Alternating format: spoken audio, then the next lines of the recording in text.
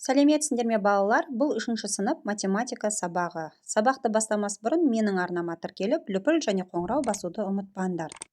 Күнделікті сабақтарды бірге орындайық. Бүгін бізде 58-ші сабақ. Фигуралар салу. Ежелгі уақытта ұзындықты қалай өлшеген?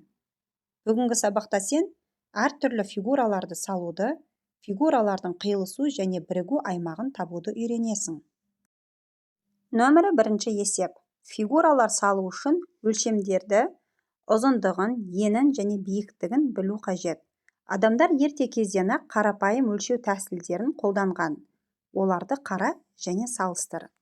Бірінші суретке қарайық, балалар. Яғни қолдың қоры дейді. Бірінші суретте, яғни иықтан саусаққа дейін.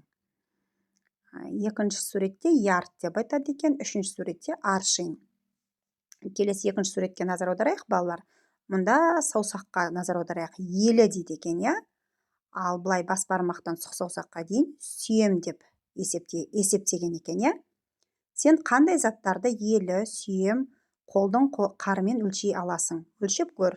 Біз балалар кез келген затты өлшесек болады екен, я? Яғни парақты деген сияқты. Қаламды, немесе матаны деген сияқты. Нөмірі 2-ші есеп. Тік бұрышты және тік төрт бұрышты қалай салу керек екенін есіңе түсір. Тік төрт бұрыш сал. Оның қарама-қарсы қабырғалары туралы не айтуға болады? Суретке қара. Параллель түзулер салудың ретін құр. Оны әртүрлі орындауға болады. Дәптеріңе параллель кесінділер сал. Айналаңнан параллель түзулерге мысал бола алатын заттарды тап. Қиылыспайтын түзулер параллель түзулер деп аталады. Параллель түзулер бойындағы кесінділер де өзара параллель болады. Параллель кесінділер әр нүктеде бір-бірінен тең қашықтықта орналасады. Яғни балалар, міне бірінші суретке назар аударайық. Яғни бұлар параллель екен. Себебі А нүктесі де Б нүктесі де бірдей қашықтықта орналасқан екен, я? Ал екінші суретте де параллель орналасқан, ал үшінші сурет балалар параллель емес, яғни А нүктесі кішкене болып тұр, я? Өздерің дәптерлеріңе параллель сызықтарды сызып қойсаңдар болады, балалар.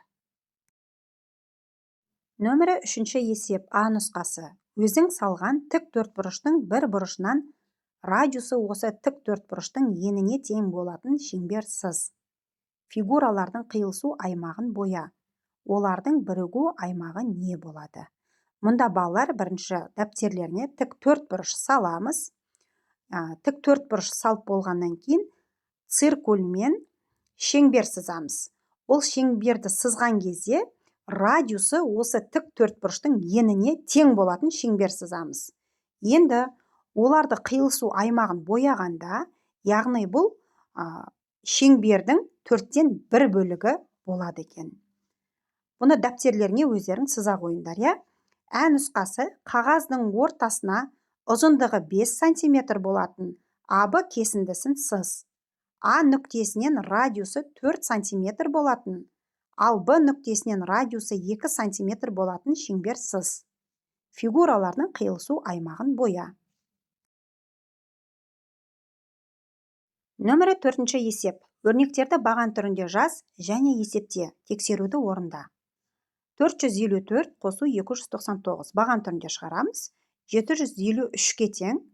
Енді қосуды азайту амалымен тексереміз. 753-тен 299 азайтамыз. 454.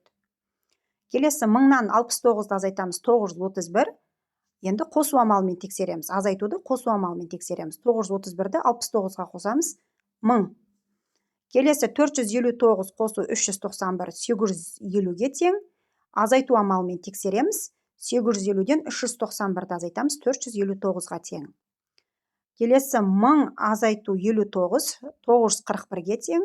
Қосу амалымен тексереміз. 941-ге 59 қосақ 1000-ға тең. 258 қосу 499 757-ге тең. Енді біз азайту амалымен тексереміз. 757-тен 499 азайтамыз. 258. 1000 азайту 49 951-ге тең. Енді азайтуды қосу амалымен тексереміз.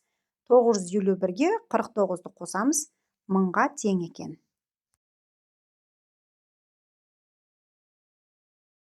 Нөмірі 5 есеп. Фигуралардың қабырғаларының ұзындығын есепте, олардың периметр мен ауданын тап. Бірінші фигура, балалар. Бірінші фигурада периметрін табамыз. Периметрінің формуласы, яғни 2-ге көбейтеміз А мен Б-ның қосындысын. Мұнда өлшедік, балалар, ұзындығы 4 сантиметр, ені 2 сантиметр екен. 2 көбейту 4 пен 2-ның қосындысы тең 12 сантиметр екен. Периметр 12 сантиметрге тең. Аудан табуым үшін А мен Б-ны көбейтеміз. Яғни 4-ті 2-ге көбейтеміз, 8 сантиметр квадрат. Ауданы 8 сантиметр квадрат екен. Екінші фигура, периметрін табу үшін 2 санына көбейтеміз, 2 мен 3-ның қосындысын. 10 сантиметр, яғни периметрі 10 сантиметр екен. Аудан табуым үшін 2-ге 3-ті көбейтеміз, 6 сантиметр квадрат.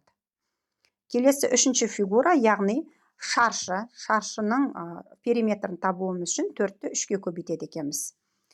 12 сантиметр, периметрі 12 сантиметр екен. Ауданын табуым үшін 3-ті 3-ге көбейтеміз, 9 сантиметр квадрат.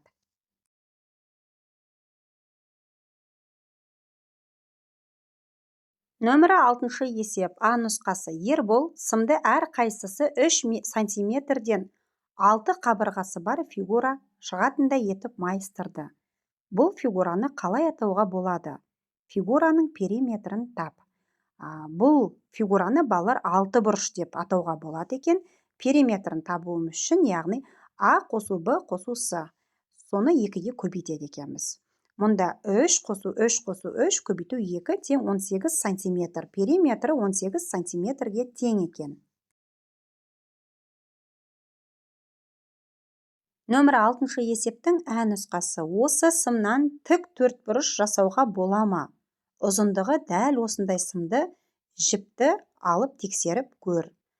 Ә нұсқасы бойынша, балалар, осы сымнан тік 4 бұрыш жасауға болады. Ұзындығы 6 сантиметр, ені 3 сантиметр болады.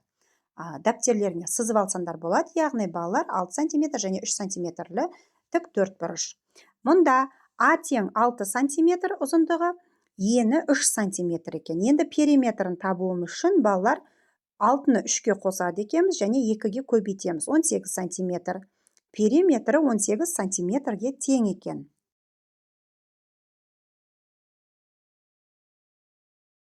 Алтыншы есептің Б нұсқасы. Тағы да қандай фигуралар жасауға болады?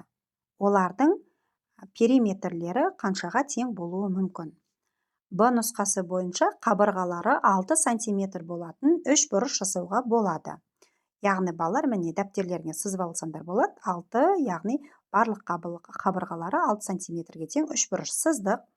Мұнда А тең 6 сантиметр, Б тең 6 сантиметр, С тең 6 сантиметр.